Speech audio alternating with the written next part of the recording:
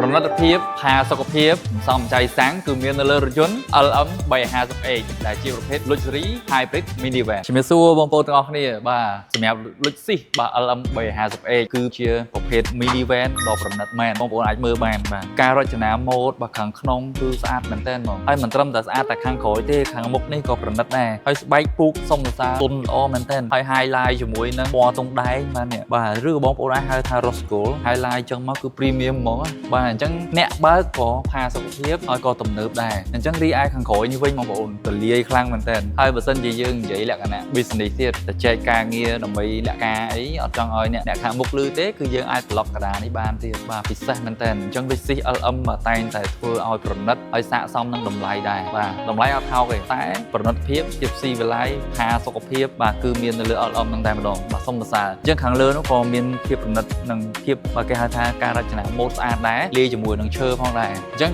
រីឯខាងក្រោយនេះវិញគឺយើងអាចបើកបិទគូតខាងក្រោយដែលប្រើបេតុងចំហៀងនេះទលាយខាងក្នុងហើយខាងក្រោយនេះក៏ទលាយដែរហើយភ្ជាប់មកជាមួយនឹងឆាត់បាទ logo Luxus ទៀតណាបងប្អូនបាទនេះទលាយមែនតើដាក់វ៉ាលី2 Six Point បងប្អូនទាំងអស់គ្នាបាទហើយសាច់ពូកបងប្អូនអើយបាទប្រណិតភាពហើយខាងលើនេះក៏ស្អាតដែរបាទនិយាយរួមគឺការ design មកស្អាតទំនើបស៊ីវិល័យអញ្ចឹងបងប្អូនទាំងអស់គ្នាឡានទំនើបបែបនេះក៏យើងត្រូវធ្វើការបិទហ្វៀមថែទាំបានល្អដែរហ្វៀមទួលគឺគាត់បិទជាមួយនឹង Expert Tagline របស់សហរដ្ឋអាមេរិកហើយហ្វៀមការពារកម្ដៅថ្ងៃបិទជាមួយនឹង Prime Control Plus ដែលមានការធានា Lifetime Warranty ភ្លឺច្បាស់ការពារកម្ដៅបានល្អបាទពណ៌ស្អាតជាពិសេសគឺមានអង្គការប្រយុទ្ធប្រឆាំងជំងឺ Marie Spike recommendation ឲ្យប្រើប្រាស់ទៀតអញ្ចឹងពិតជាទុកចិត្តបាន 100% បាទសូមអរគុណ